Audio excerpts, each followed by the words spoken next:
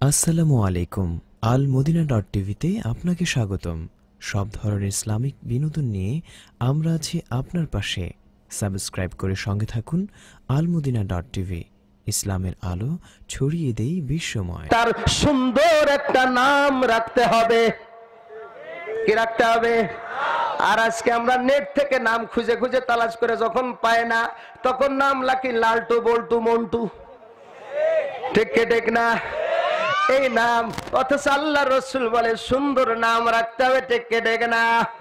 সুন্দর নাম রাখতে হবে। সুন্দর নামের অভাব আছে নাকি? বন্ধু, আজকে খুঁজি এই এলাকার ভিতর যদি এই নাম থাকে, আমার ছেলেটার এই নাম রাখা যাবে না, আমার নাতির এই নাম রাখা যাবে না। অথচ মদিনার দিকে তাকান, আল্লাহ রসুলের জীবদ্দশায় রইসুল মুফাসসির, তিনার নাম হলো আব্দুল্লাহ ইবনে আব্বাস। রইসুল ফকিহ, তিনার নাম আব্দুল্লাহ ইবনে মাসউদ। ওমর রাদিয়াল্লাহু তাআলার ছেলের নাম আব্দুল্লাহ ইবনে ওমর। আবু বকরের ছেলের নাম আব্দুল্লাহ ইবনে আবু বকর। ঠিক কি ঠিক না? জোরে বলেন। আরো অনেক নাম আছে, একই নামে সাহাবীদের নাম হয়েছে, কোনো অসুবিধা নাই। আর এখন যুবক যুবতীর নাম রাখতে গেলে নাম রাখে দীপ্তি, সুইটি, বৃষ্টি। আছে কি আছে না? আবার অনেকে তো সুন্দর করে পছন্দ করে নাম রাখে। কোরআন শরীফে আছে আহাল্লাল্লাহুল বাই'a হারামার রিবা, রিবা রাখছে কোরআন শরীফে আছে, তাই রিবা, দুই অক্ষরের নাম রিবা। রিবা মানে টাটকা সুদ। মেয়ের নাম রাখছে রিয়া, রিয়া মানে অহংকার। ভালো নাম না? মেয়ের নাম রাখছে তানিয়া, তানিয়া মানে হইতেছে অলস। কোরআন আছে তো, ওয়ালা তানিয়া ফি যিকরি, আছে কি আছে না? বন্ধু, এক নাম্বার আপনাদের সন্তান সন্ততি, আমাদের সন্তান সন্ততির এক নাম্বার হক আদায় করতে হবে, সেটা হচ্ছে তার সুন্দর নাম রাখতে হবে। বন্ধুরে, খলিফাতুল মুসলিমিন হযরত ওমরের জামানার ভেতরে একজন বৃদ্ধ খলিফাতুল মুসলিমিন ওমরের কাছে গিয়ে বলে, ও খলিফাতুল মুসলিমিন ওমর, আমার যুবক ছেলেটি আমি বাবার খোঁজ খবর নেয় না, আমি বাবাকে দেখাশোনা করে না, আমি বাবার খেদমত করে না। ওগো খলিফা, আমার সন্তানের বিচার করুন, আমার সন্তান যেন আমার সেবা করে, আমার সন্তান আমার খোঁজ খবর নেয়।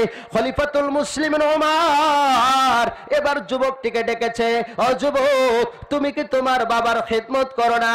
ও খলিফা, আমি আমার বাবার অধিকারের কথা আপনি বলছেন, বাবার অধিকারের পূর্বে আমি সন্তান আগে দুনিয়াতে আসছে, আমার হক আমার বাবার উপরে ছিল কিনা, আমার কোন দায়িত্ব কর্তব্য আমার বাবার উপরে ছিল কিনা? বলে অবশ্যই ছিল। ও গো খলিফা, আমার বাবাকে জিজ্ঞেস করুন আমার বাবা আমার হক এবং অধিকার আদায় করেছে কিনা। ঠিক কি ঠিক না? এবার খলিফা ডাকতে বলে, ওমর রাদিয়াল্লাহু তাআলা ডাকতে বলে, হে মুরব্বি, বলো তোমার সন্তানের হক আদায় করেছো কিনা? হুজুর, সন্তানের হক কি তাই তো জানি না। জানি না। একজন 30 বছর ধরে ইমামতি করছে, কোনদিন সুজদা দেয় নাই, বুঝছেন না? নতুন এক ইমাম সাহেব আসছে, কয়েকদিন পরে সুজদা দিছে, এখন দেওয়ার পর কয় ইমাম সাহেব ভালো না, এদিক সেদিক খেয়াল করে, বুঝছেন না কথাটা? হ্যাঁ, 30 বছর ইমামতি করে গেলে জিন্দেগিতে সুজদা দিল না, আর উনি 2 দিন এসে সুজদা দেয়, ইমাম সাহেব এদিক সেদিক করে। আছে কি আছে না? এখন ইমাম সাহেব চিন্তা করে, 30 বছর ইমামতি করে গেল, সুজদা দিল না, তাহলে ওই ইমাম সাহেবের সাথে তো সাক্ষাৎ করা দরকার। দেখে দেখ না, ইমাম সাহেবের প্রতিবেদন, ইমাম সাহেব ওই মসজিদে কত বছর ছিলেন? বাবারা 30 বছর ছিলাম। কোনদিন সুজদা দেন নাই? কয় সুজদা কারে কয়? হ্যাঁ, এটা সুজদাই জানে না, দিবে কি? ঠিক কি ঠিক না? জোরে বলেন। ও তো একজন নামাজ পড়াইতেছে, নামাজ পড়ে সুজদা দিচ্ছে। কিরে ভাই সুজদা দিলেন কা? কয় নামাজের ভিতরে একটু বায়ু ছেড়ে দিছিলাম তো, এই জন্য সুজদা দিছি। এখন বায়ু চলে গেলে যে নামাজই হয় না, নামাজ মাসলা জানে না তো। এখন মনে করেন সন্তানের হক তো জানি না, আদায় করবো কি? আরে কথা বলেন, ঠিক ঠিক না? জানি না তো আদায় করবোটা কি? বলে সন্তানের 1 নাম্বার হক হচ্ছে তার সুন্দর নাম রাখা। তুমি তোমার সন্তানের নাম রেখেছো কি? যুবক বলে, হুজুর আমার কাছে শুনেন, আমার আব্বা আমার নাম রাখছে হাফল। কি রাখছে? হাফল শব্দের অর্থ হলো চামচিকা। নামটা ভালো হয়েছে না? ইন্টারন্যাশনাল নাম হয়েছে নাকি? চামচিকা। আর 2 নাম্বার হক হচ্ছে এই সন্তানের জন্য ভালো একটা মা উপহার দেওয়া।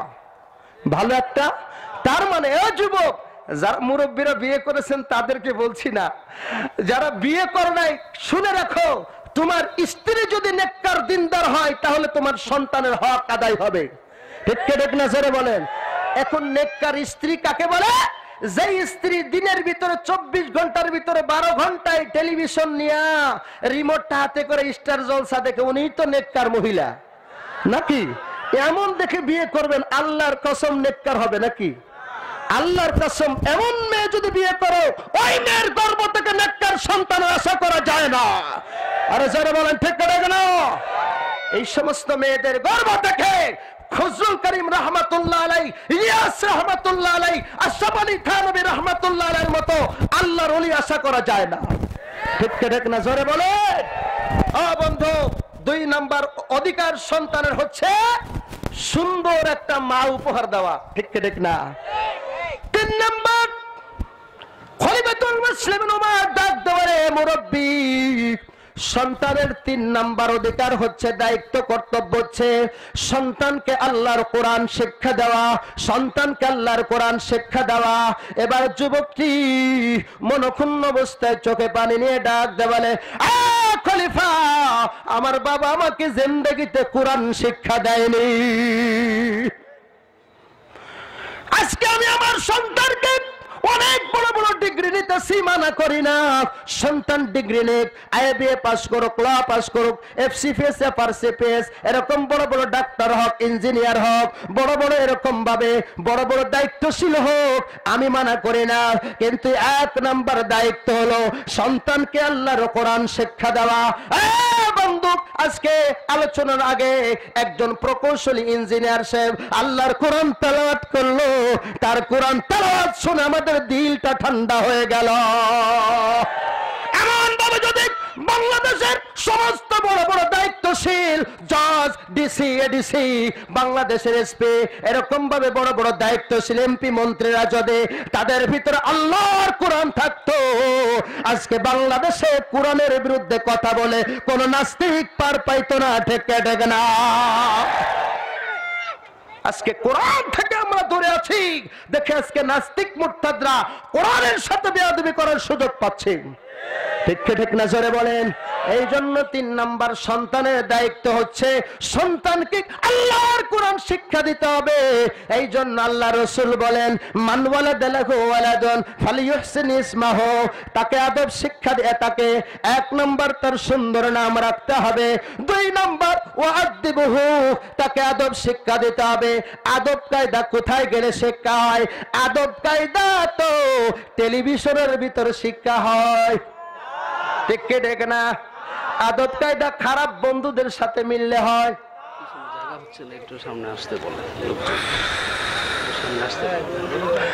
জায়গা হইতেছে না এখনই যদি এই অবস্থা। এই যে একটু দয়া করে, আমি আগেই বলছি আলোচনার মাঝে এরকম ভাবে আমার আদত না, অভ্যাস না। একবারে সবাই মিলে আসতে হবে, পরে যারা আসবে জায়গা না পেলে করার কিছু নাই। যে কেড়ে করে লা ইলাহা ইল্লাল্লাহ, লা ইলাহা ইল্লাল্লাহ।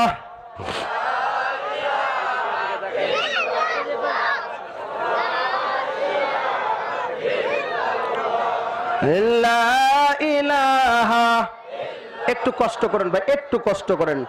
কোরআনে কারিমের ভিতর আল্লাহ বলছেন, তাফাসসাহু ফিল মাজালিসি ফাফসাহু ইয়াফসাহিল্লাহু লাকুম, তোমরা দুনিয়াতে অন্য ভাইকে জায়গা করে দাও, আল্লাহ পাক তোমাদেরকে জান্নাতের ভিতরে জায়গা করে দিবেন। সুবহানাল্লাহ বলেন।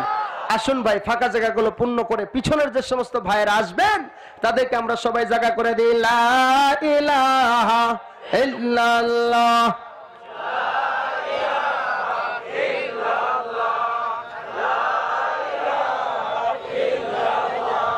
লা ইলাহা ইল্লাল্লাহ মুহাম্মাদুর রাসূলুল্লাহ।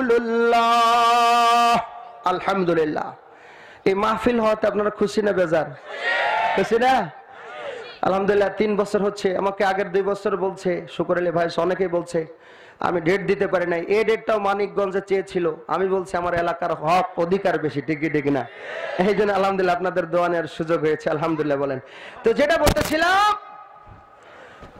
তাহলে রাসূল করিম সাল্লাল্লাহু আলাইহি ওয়াসাল্লাম বলেন, ও আদিবহু, তাকে আদব শিক্ষা দাও। কি করো? ও আদাবাহু, তাকে আদব শিক্ষা দাও।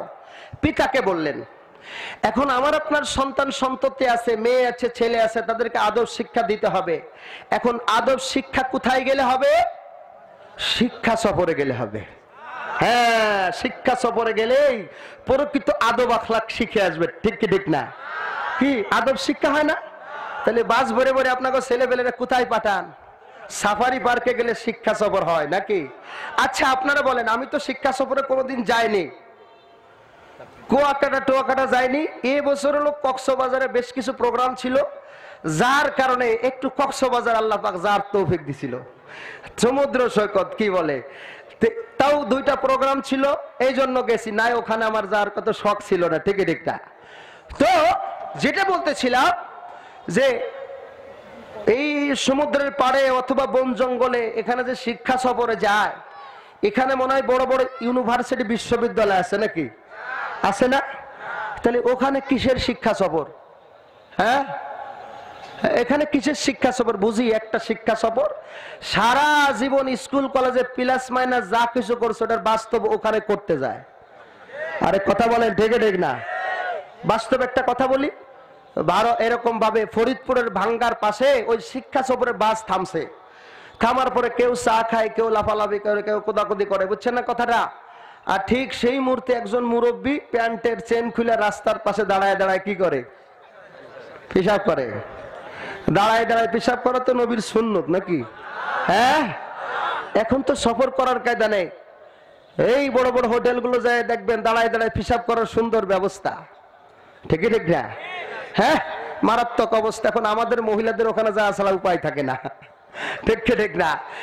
এখন দাঁড়ায় দাঁড়ায় পেশাব করতেছে। হুজুর একজন জিজ্ঞাসা করে, ভাই আপনারা কই গেছিলেন? আমরা শিক্ষা সফরে গেছিলাম। কই ওই যে দাঁড়ায় দাঁড়ায় পেশাব করে উনি কে? কয় কথা বলেন না, উনি আমাদের হেডমাস্টার।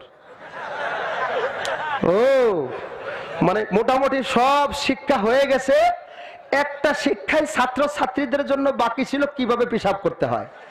এটাই হেডমাস্টার নিজেই শিক্ষা দিতেছে। ঠিক কি ঠিক না? জোরে বলেন। মনে রাখবেন, হ্যাঁ যুবক, তোমরা আমাদের কলিজার টুকরা ভাই, কলিজার টুকরা সন্তান, তোমাদের সাথে আমাদের বিরোধ নাই, মতবিরোধ নাই। তোমরাই জাতির কর্ণধার, তোমরাই জাতির ভবিষ্যৎ উজ্জ্বল করবে। আদস্তরে আজকে যদি প্রত্যেকটি স্কুল কলেজ ইউনিভার্সিটির ছেলে এরাই বিশ্ববিদ্যালয় থেকে ফারেক হয়ে ঢাকা মেডিকেল কলেজ থেকে এরা যখন সমাপনী করবে, এরাই বাংলাদেশের বড় বড় হাসপাতালের ডাক্তার, এরাই বাংলাদেশের বড় বড় ইউনিভার্সিটি, বড় বড় বিশ্ববিদ্যালয়, বড় বড় সরকারি অফিসের কর্মচারী। জোরে বলেন ঠিক না? এদের যৌবনকালে যখন এরা বিভিন্নভাবে প্রেম প্রীতি করে, বিভিন্নভাবে বেহায়াপনা করে, বেপরদা চলে, বিভিন্নভাবে গুনাহের কর্মকাণ্ড করে, গুনাহের পরিবেশে তাদের শিক্ষা জীবন সমাপ্ত করেছে। এখন যখন কর্মজীবনে যায়, এই কর্মজীবনে যাওয়ার পরে তাদের ওই ছোটবেলার অভ্যাস এখনো রয়ে গেছে। এই জন্য এরকম সুদ খায়, ঘুষ খায়, এরকম দুর্নীতিবাজ হয়। জোরে বলেন ঠিক না? তার মানে যদি ছোটবেলায় থেকে তার ভিতরে কোরআনের আদব থাকতো, ওই প্রফেসর বলেন, ওই ইঞ্জিনিয়ার বলেন, ওই প্রিন্সিপাল বলেন, চাকরি দেওয়ার সময় আর তারা ঘুষ নিত না। ঠিক ঠিক না? জোরে বলেন। আমি বাংলাদেশে এই কথা ঘুরে ঘুরে বলতেছি যতটুকু সম্ভব। আমি বলতেছি বাংলাদেশের আইন করা দরকার, আজকে গরিবের সন্তানের কোনো চাকরি নাই। ঠিক ঠিক না? জোরে বলেন। একটা প্রাইমারি স্কুলে চাকরি নিতে গেলে কমপক্ষে কয়েক লক্ষ টাকা ঘুষ লাগে। ঠিক ঠিক না? জোরে বলেন। এই জন্য যারা রাত জেগে জেগে লেখাপড়া করে অনেক সুন্দর স্টুডেন্ট হয়েছে, অনেক যোগ্য হয়েছে, এখন বাস্তব ফিল্ডে যে দেখা যায় তাদের চাকরি হয় না। আর যারা টাকার গরমে লেখাপড়া করে নাই, বাবার অঢেল টাকা আছে, আজকে ঘুষ দিয়া লক্ষ লক্ষ টাকা দিয়ে তাদের আজকে চাকরি হচ্ছে। জোরে বলেন ঠিক না? আজকে তাদের চাকরি হচ্ছে। আজকে আমাদের গরিবের সন্তানদের ভাগ্যে কোনো সরকারি চাকরি নাই। ঠিক ঠিক না? জোরে বলেন। এর অবস্থার পরিবর্তন ঘটাতে হবে। ঠিক ঠিক না? তাহলে যেটা বলতেছিলাম, ও আদিবহু, তাকে আদব শিক্ষা দিতে হবে। কি দিতে হবে? আদব। এরপরে নবীজি সাল্লাল্লাহু আলাইহি ওয়াসাল্লাম বললেন, ফাইন বালাগা, এই ছেলেটি যখন বালেগ হয়ে গেল, প্রাপ্তবয়স্ক হয়ে গেল, ফালিউজাব্বিজহু, তাকে কি করে দাও? বিবাহ করায় দাও। কি করায় দাও? বিবাহ করা দে। এই জায়গায় তো যত মুসিবত, ঠিক কি ঠিক না? অনেক মুসিবত। বিয়ে করে লোক খাবে কি? হ্যাঁ, ও নিজেই চলতে পারে না, ওর বউরে আবার কে খাবে? ঠিক কি ঠিক না? এমন কথা আছে কি আছে না? বাংলাদেশের অনেক শিক্ষিত মানুষ এই কথা মানুষকে শিখায় যে জমি বাড়ে, মানুষ বাড়ে, বছর বছর জমি তো আর বাড়ে না রে, বাড়তি মুখের খাবার দিতে কেউ কোনোদিন পারে না রে। নাউজুবিল্লাহ বলেন। এই কথা যদি কেউ বিশ্বাস করে তার কি ঈমান থাকবে? আরো যারা বলেন থাকবে। রিজিকের মালিক কে? আরো যারা বলেন কে? রিজিকের মালিক। তাহলে আপনি, আমি, আমার স্ত্রী, আপনার স্ত্রী, আপনার ছেলে বিয়ে করলে তার স্ত্রী, রিজিকের মালিক কে? আল্লাহ তাআলা যদি রিজিকের মালিক হয়, সন্তানকে বিয়ে দিতে অসুবিধা কোথায়? হুজুর অসুবিধা একটা আছে। কে? মেয়েদের বিবাহের বয়স কত? হ্যাঁ, সরকারের নিয়ম কত?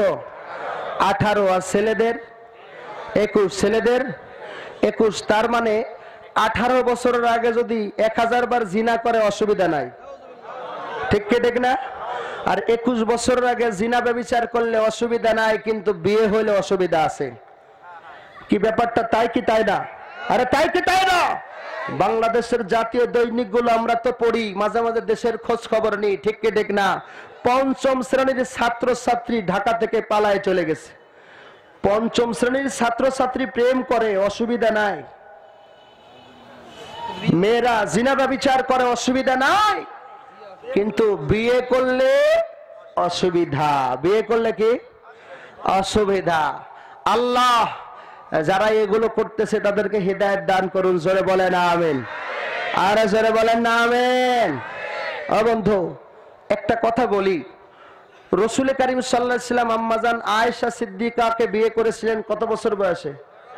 6 বছরে। কত বছরে? আর বাসর ঘর করেছিলেন যখন আয়েশা সিদ্দিকার বয়স মাত্র 9 বছর। বলেন তো, আল্লাহর এই আসমানের নিচে জমিনের উপরে বিশ্ব নবীর থেকে শ্রেষ্ঠ কোন ব্যক্তি কি ছিলেন? আর জোরে বলেন। তিনি কি এটা মানবতা অধিকার লঙ্ঘন করেছেন? তিনি কি বুঝেন না শরিয়ত? ঠিক কি ঠিক না? জোরে বলেন। এর থেকে আর কি উদাহরণ দেবো, কি বয়ান করবো? ঠিক কি ঠিক না? জোরে বলেন। এজন্য এক কথায় আল্লাহ সুবহানাহু ওয়া তাআলা আমাদের সন্তান সন্ততিগুলোকে এরকম ভাবে নেককার দিনদার সন্তান বানায় দেন। জোরে বলেন আমিন। আর জোরে বলেন আমিন। তাহলে আল্লাহ রাসূল সাল্লাল্লাহু আলাইহি ওয়াসাল্লাম বলেন যে সন্তানের হক আদায় করতে হবে। এরপর আরেকটি হাদিস আপনাদের খেদমতে পড়েছিলাম।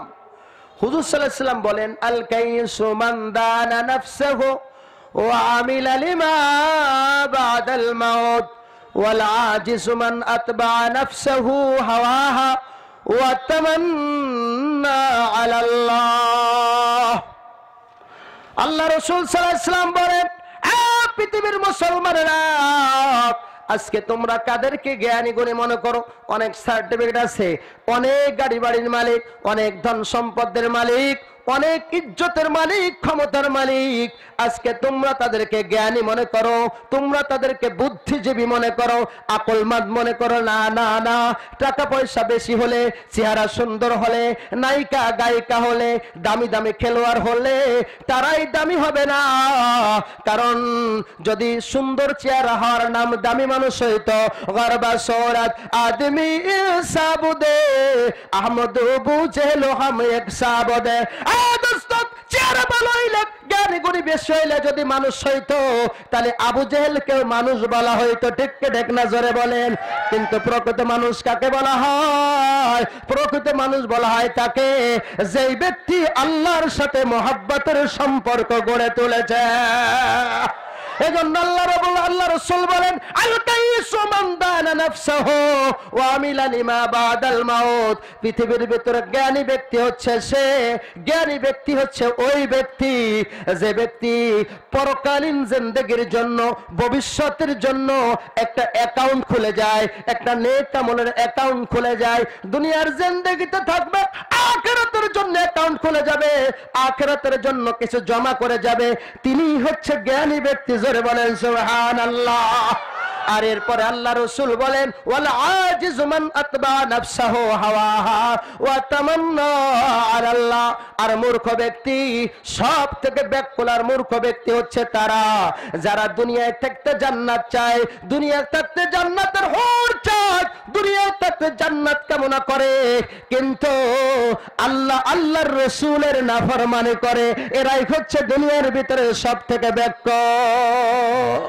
এজন্য আল্লাহ রাব্বুল আলামিন বলেন মান আমিলা সালিহাম মিন যাকারিন আও উনসা ওয়া হুয়া মুমিন ফালানুহyiyannahu হায়াতান তাইয়্যিবা ওয়া লানাজজিয়ান্নাহুম আজরাহুম বিআহসানি মা কানু ইয়ামালুন।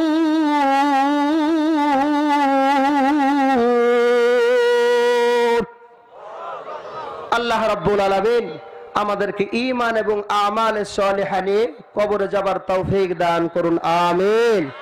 আমি তো এলাকারই অনেকেই জুমার বয়ানও শুনেন, আশেপাশে অনেক প্রোগ্রাম করেছি, বাহিরের মেহমান আছেন, গুরুত্বপূর্ণ আলোচনা করবে, আমরা ধ্যান খেয়ালের সাথে তাদের আলোচনা শুনবো। আল্লাহ পাক আমাদের সকলকে মাফ করে দেন, এই মাহফিল কমিটিকে আল্লাহ কবুল করে নেন।